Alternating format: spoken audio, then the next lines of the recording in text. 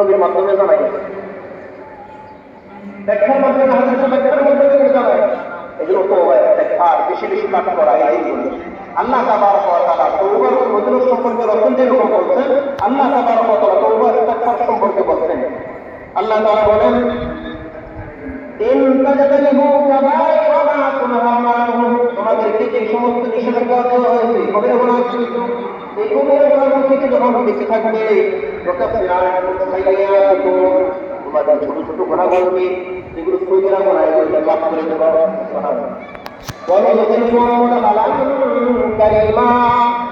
এবং সম্মানিত ব্যক্তিদের অন্তর্ভুক্ত তোমাদেরকে করে দেব, যারা জান্নাতে সম্মানিত হয়েছে, আল্লাহ রাসূলের সুপারিশে সম্মানিত হয়েছে, সাহাবাদের সাথে তাদের হাতে ভাষণ রাখা হবে, এদের সাথে তোমাদেরকে কি করে দেব? সম্মান দান করবে। আল্লাহ তাবারক ওয়া তাআলা অন্য আয়াতে বলেন, ইন্নাল্লাহা ইউহিব্বুত তাওয়াবিন ওয়া ইউহিব্বুল মুতাতাহহিরিন, যারা তওবা করে এবং পবিত্রতা অর্জন করে, তওবা করে পবিত্রতা অর্জন করেন, এদেরকে আল্লাহ খুব ভালোবাসেন। আল্লাহ ভালোবাসাটাকে এটা বুঝে দেন। তওবা করা তো বেশি গুনাহ হয়ে গেছে, আমরা মনে হয় গুনাহ হইতেই পারে, আমাদের ক্ষেত্রে নষ্ট আছে, পিছনের শয়তান আছে, সবসময় গুনাহ করতে পারি, হইতেই পারে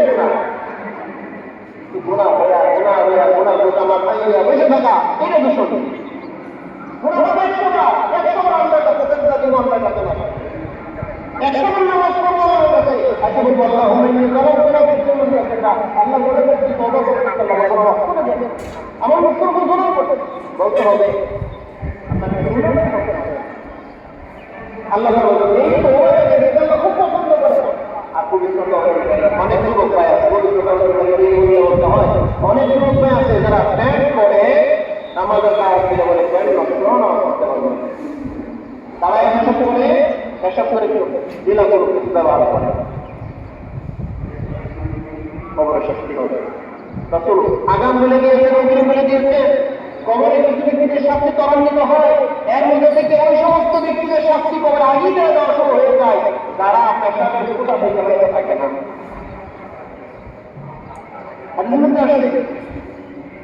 আল্লাহ রাসূল দুই কবরের পাশ দিয়ে যাইতেছেন, তারা এদের মধ্যে খাওয়া করো, এই দুই কবরের শাস্তি দেওয়া হয়েছে, এটা মুসলমান শাস্তি দেওয়া হয়েছে।